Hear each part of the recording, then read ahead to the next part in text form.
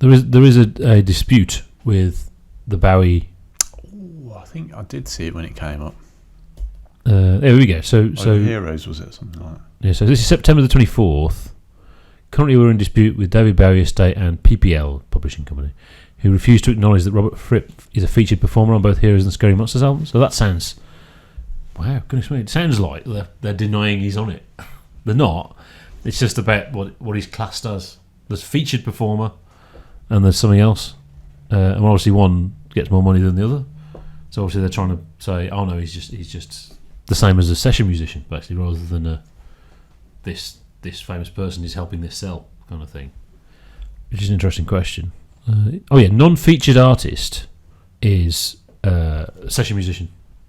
So, sometimes they don't get credited half the time. Rather than featured artist. So was Adrian Belew a featured artist when he was with Bowie? He was a member of the band because he was on in the touring band, whereas Fripp wasn't a member of the band. They had a guitarist as well. Oh right, Fripp came in and did some cool stuff on the whole album. So what we're saying here is Fripp's more like Brian Eno. No, I remember Brian Eno's there as well, but no. He's come in and played a solo. The famous guy has come in and played. You've got Jeff Beck in to play a solo, like Amused to Death has Jeff Beck on it. It's that kind of thing, isn't it? Which is exactly what it is. I suppose the argument would be, does it help the album sell? If Robert Fripp's on it, yeah, and I would imagine at the time, yes. Now, not at all.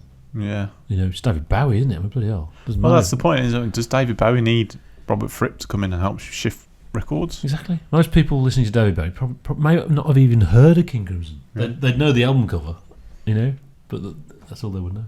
Although, I mean, it's very common, isn't it? After they die, that the estate don't necessarily behave ethically. Although Heroes and Scary Monsters is different, I think, because Heroes he played on the whole album. And although people say it's amazing, they just put the music on, he just played along with it without even knowing the key.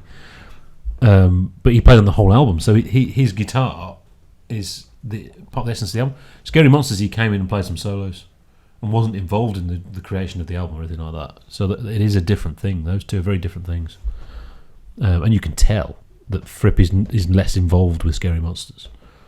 Yeah, he just plays a crazy solo. I did see that Brian Eno's take on it. That'd be interesting. So the man who took the self out of the album. Oh no, Tony Visconti. But it's the producers. What the producer thinks, not what Brian Eno thinks. It's Tony Visconti. It looks exactly like Robert Fripp. It is my opinion that Robert Fripp is considered a featured artist. There you go. So he says yes, he should be.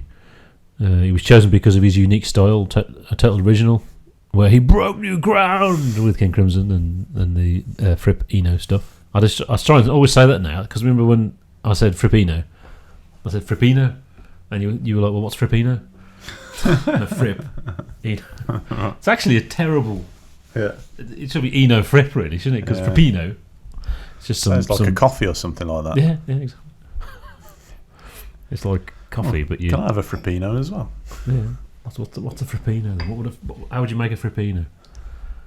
You need like 2 cups, and then you drink one, and then half of the other, and then something wrong. To fundamentally rethink coffee. New standard coffee drinking. So yeah, what's your opinion? It's not that interesting, is it? When you dig down, the headline is interesting because it sounds like they're denying he's on it, which is not the same thing. Yeah, it's. Should Fripp have lots of money for being on Heroes? I'll be honest with you. I've always been a bit. It surprised me with the David Bowie stuff that we did do, how reliant he is on creative people within the band who get to next to no bloody credit for it. So the Berlin trilogy that we did we just do the trilogy? It felt like a lot more. Oh, we did the Berlin trilogy and we did Station to Station. Ah, right. For me, that's the journey. Okay. Yeah.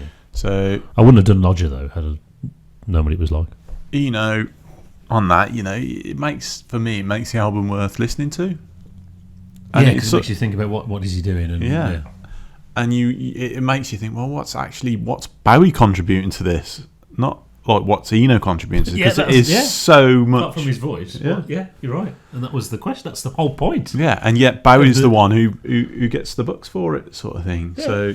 Because it's in his name. Yeah. I am sympathetic to other Contributors getting some money out of it, because ultimately, you know, if I said that Bowie was quite vampiric in his attitude to other... Yeah, well, that was the point of that era. Yeah. It's no longer about me. It doesn't matter. Take the self out of the music. Yeah. Well, because before that, it was Bowie. There's David Bowie. There's a picture of David Bowie. It's him, and he does what he does.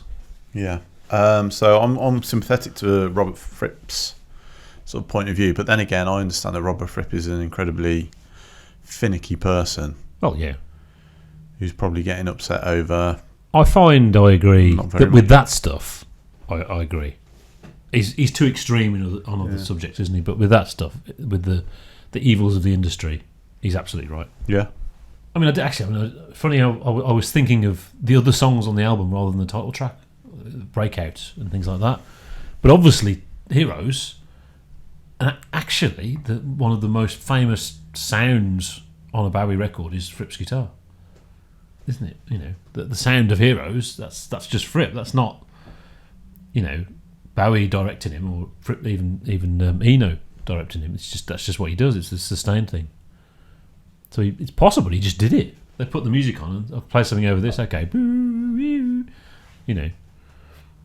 So yes, and by the time you see this, it'll be resolved or something. It'll be out of date. Never mind. Yeah.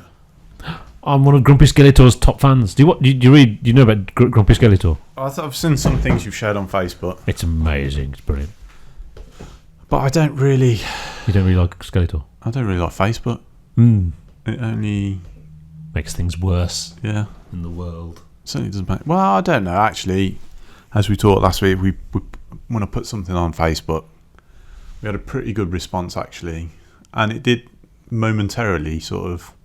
Yes, it did. Alter my view towards it. That it has the potential to be... There is actually a local community there. Yeah. You don't talk to them, but they are there when you need them, and that was surprising. Yeah. You don't think, you know. Yeah, I don't really. The thing is, I go on it and I scroll through it briefly, and maybe once a month I'll like something.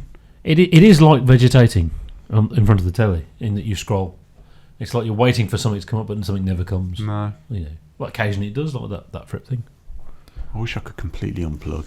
I'm sure you would be happier and better. And, yeah, and get things done in life. I'm sure society would be better if people were unplugged from social media generally. Yeah, it does just suck.